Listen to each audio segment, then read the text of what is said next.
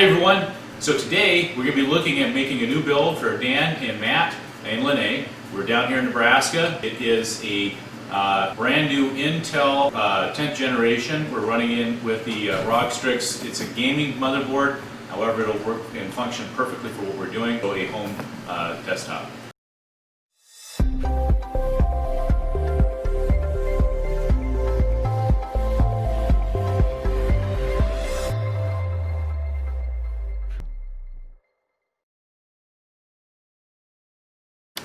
Okay, we are now going to pop open the Sama 3D. This is a newer case that's come out on Amazon, and Newegg also has this one. We also have the next H510, which is a fantastic, well-reviewed case, and Matt's going to be taking a look at that.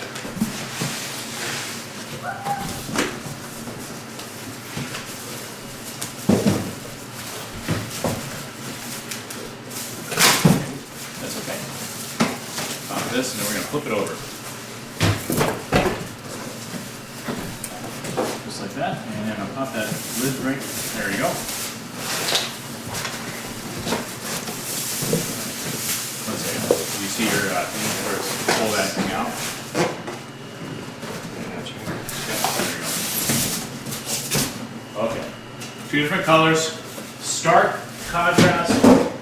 Advantages of both of these are, number one, the next is, as I said before, it's well documented. It's a solid case. You're not going to have a lot of flexibility inside of the handling.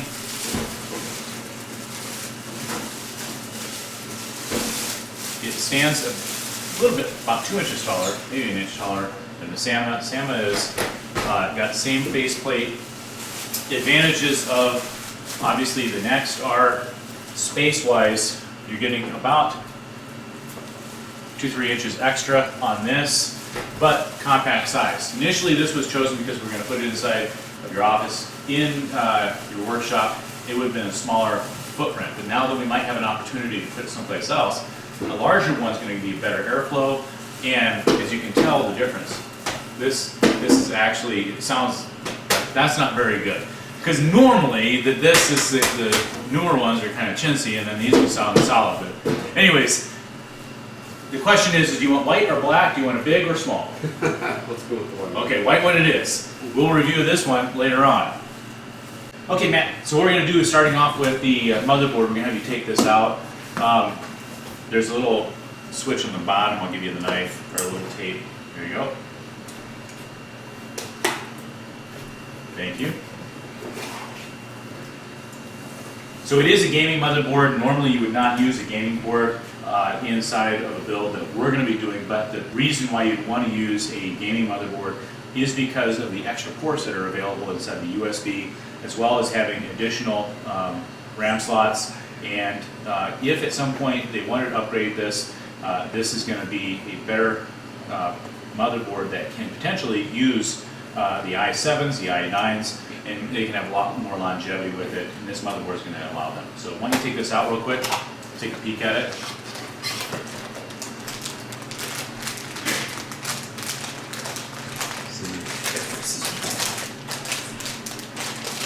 Okay, as you can tell, this is a solid motherboard. This is probably one of the better ones. It does have the several ports for your M.2s here and here, located at the bottom of the motherboard. It does have the precast face that comes here, which is extremely important. We're going to have Matthew open up the processor. This is the, yep, so what we would want to do on this one is, the way these come down is it goes here, so you can kind of come in like this and just straight across. This is the i5. We are not using the i7 because the i5s in this generation have done something that in previous generations we've not seen before, and that is the use of hyper-threading for our mid-grade CPUs. And so with this powerful CPU now, we're getting, instead of just 6 cores, we're getting 12 full cores with hyper-threading. And that's a huge leap for Intel. As you know, AMD has already reached that level. They've been doing that for several years, and most people have up to 64 cores. This is 12 cores. it's going to be more than sufficient for what these guys need in this. So to pop this out, what we need to do is we're going to take this piece right here, and you're just going to pull it out like this, push down and pull it out. Push down, there you go. And then that's going to just leave that on the plate. But when you lift it like this, and then you put your finger underneath. Now these pins right here, we don't want to bend at all. When we put this CPU in, there's a little mark right here on the edge. Let's see where it's at on this one. Right here. This is the mark, and you can see where the arrow is. That's where the arrow, the gold arrow on here, so your arrow is going to be right here. So I'll put this box right here to remember that that's where that goes.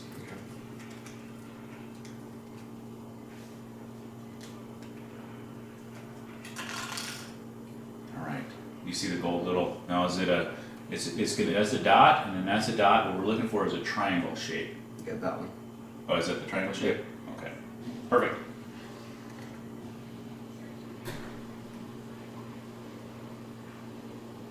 Okay, and then just let it go and then sit it right in there perfectly. And you wiggle it back to back and forth like this with your fingers, and then not pushing down any pressure because there's pins that are going up against it. Okay, so then this just flaps over the top like this, and then you just push it in, and then you have to kind of push all the way down and then kind of loop it underneath that. Perfect. Now this should pop up just like this. That's the protector, and you're done. You've now installed your first CPU. Have you ever done something like that before? No. All right. Well, congratulations. It's done. Now, normally we would be installing the cooler that comes with this. However, even though the reviews are saying that these get somewhat hot, I am opting to go with something with a little more gusto to make sure that they don't run into any thermals later on. So we're going to be bypassing using that, and we're just going to go right into putting in our cooler. We're going to put in our RGB cooler. It is one of the larger fans. I've used this one several times from ID Cooling. It does a really good job. Now, initially it says it is made for the LGA 1150 series and a few of the other LGA. I am hopeful that this will work with the LG 1200, but we will soon find out. You want to make sure that this doesn't hit up against the sides. So if you line it up like this, and unfortunately you have flow going up and down across, and this is really the only way you can orient some of these fans, or the coolers. But you have to make sure before you do that you're going to have enough space. So that's how that fits on like that, and then this one fits on like this. Now when we have this assembled, we're going to actually screw that in on this side, under those little brackets. So that's how it goes on. Okay, so we've looked at the instructions. This is different than I've seen before. They've changed up the cooler quite a bit, and for good reasons. They've added the LGA parts that are for the 1200 series. They now have these little plastic grommets. So if you're looking on the instructions, these plastic spacers are labeled as G. They're not labeled very well here, but they are G. So you want to do is just like a tire. You want to just add like 2 or 3 turns on each one of these ones, going back and across each other. Okay, so this. Yeah, so don't tighten it too tight. Just 2 or 3 turns, and go to the next one, just like you would a tire. Okay. Sometimes the coolers come with these small components you have to plug into this to get the RGB. This RGB is already out, so you don't have to plug into the cooler. It actually comes out, which is really nice. So orientation, it doesn't matter right now because the fan's what dictates where that orientation is. So if you have it here, we want it to be drawing from the bottom and from the outside and pushing out this side, so from the in and out port. So Matthew, we're going to take off the bottom piece. We're going to add some thermal paste. ID Cooling does a really good job of providing a lot of parts and pieces for you, and they do come with their own paste. We're not going to be using that because tried and true, I really do like the MX4, and so we've been using that consistently for all the builds so far. So we're going to put this on. This is thermal paste. If you have listened to anything from Steve at Gamers Nexus, it doesn't matter how much paste you put on, so long as you make sure you got ample supply in it. I'm in the same theory. So this, when you come in, it's like a syringe, like you're gonna inject it into something. You're gonna push it right next to it, and you're gonna put like a pea size, just like an actual pea size amount in there, okay? We'll put that right here on top of the CPU, right in the middle. Let's see. That's a little bit more. You want to make it like a pea, like a physical vegetable pea. A little more. A little more towards the bottom. Perfect, right there. That's about a pea size. Okay, and then to clean it off, you just kind of rub it off on this spot right here. And get all the excess off. That's it. Okay, so now you got paste on there. Once we put this on, this is going to spread all of that paste out. So we'll put this back on. Try lighting them up.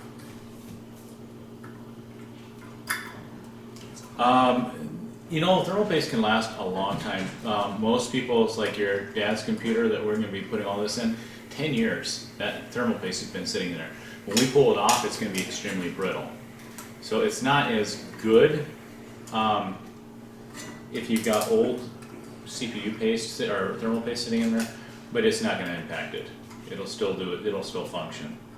Now we're going to plug in the RGB. The RGB header comes out of the fan, and we're going to plug it into, or actually out of the main radiator, and it's going to be plugged into the fan. So this goes here. Just connect these two together, and you'll see there's only basically one way that they can be connected in. Okay, so we're going to put in our RAM now, and I'll pop it open for you. And RAM is just short-term memory. We're using the Vengeance, and this is the 3200 megahertz. The ones that don't click in, or the These ones, yeah, these ones will click in. So the first one, we're going to put it closest to the CPU because we're doing an Intel build, not an AMD. So we'll put this one closest to the CPU, slot number 0. Now, see right here where the little notch is? Inside of the thing right here, that notch, and see the notches in there? You just want to orient them into that. And then this one, you want to slip it up. So this one goes right there. And are they both in line? Now, before you push on it, let's do one thing. Have any pressure on those pins at the bottom, and we don't scratch your dad's granite. Okay, so you're going to push both fingers right here and right here. So you just want to push these ones right here and I'll snap in. right here. Yeah. Put a lot of pressure on it.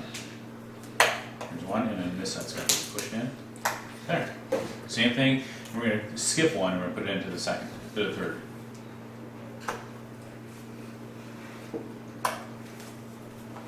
Perfect. Okay. Now, I'll put this back on.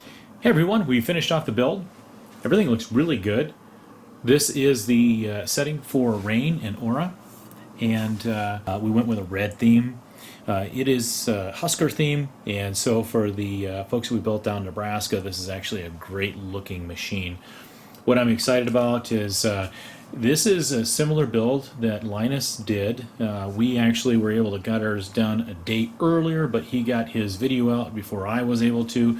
But it is running the brand new 10400 i5 10400. Again, as I mentioned in that previous video, purpose of this is basically it's a machine that will assist Dan and Lene as they store all of their family memories and be able to get on the internet. So the MSI card is doing really well. We do have the live desktop going on in the background. And it's mylivewallpapers.com if you needed to get it. So that turned out pretty well. MSI card is that 650 Ti. Again, we didn't go with anything larger than that.